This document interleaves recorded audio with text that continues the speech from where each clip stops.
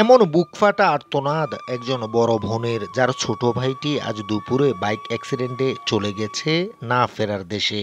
ভাইকে হারিয়ে তাই এভাবেই কান্নায় ভেঙে পড়েছেন তিনি। ছোট ভাইয়ের মৃত্যুর খবরে বাকরুদ্ধ বড় ভাইও যেন কিছু বলার মতো ভাষাই হারিয়ে ফেলেছেন।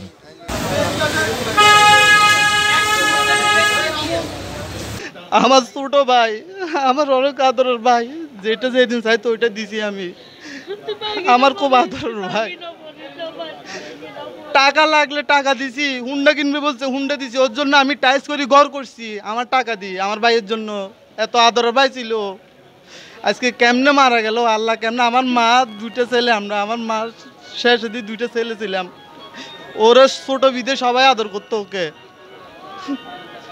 এখন আপনারা সবাই একটু দোয়া করবেন, ও তো সবার উপকার করতো, এটা তো আপনারাই জানেন, সবার উপকার করতে।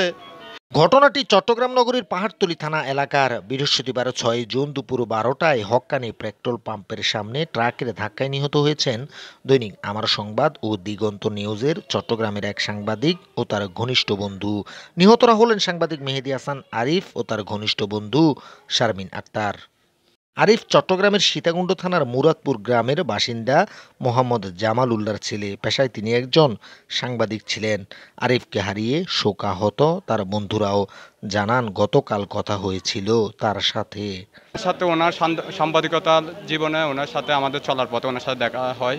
অনেকদিন যাবৎ আমার সাথে একটা সম্পর্ক, যে উনি একজন সাংবাদিক আর আমি ওনার ছোটো ভাইয়ের মতো ছিলাম। তো আজকেও ওনার সাথে আমার দেখা করার কথা ছিল। ওই সুবাদে আজকে আসার পর ওনার মোবাইলে অনেকবার কল দিয়ে যখন পাইতেছি না, এরপর এখন কিছুক্ষণ আগে আমি ওনার নাম্বারে কল দেওয়ার পর একজনে রিসিভ করে বলে যে উনি তো আর নাই, উনি অ্যাক্সিডেন্ট করে মারা গেছে। ভালো ছিল আমার ভাইটা, খুব দয়াবান ব্যক্তি ছিল, মানে সবার বিপদ আপদে আসতো, এই আর কি। সবসময় ছোট ভাই হিসেবে খুব রেসপেক্ট করতো। শারমিন আক্তার নগরের আকবর শাহ থানার মৃত ইয়াসিন বাবুলের মেয়ে। তিনি চট্টগ্রাম আইন কলেজে অধ্যয়নরত ছিলেন। পাহাড়তলী থানার ওসি জানান বিপরীত দিক থেকে আসা একটি ট্রাকের ধাক্কায় ঘটনাস্থলেই গুরুতর আহত হন তারা। পরে তাদের দ্রুত উদ্ধার করে চট্টগ্রাম মেডিকেল কলেজ হাসপাতালে নিয়ে গেলে সেখানে চিকিৎসাধীন অবস্থায় তাদের মৃত্যু হয়।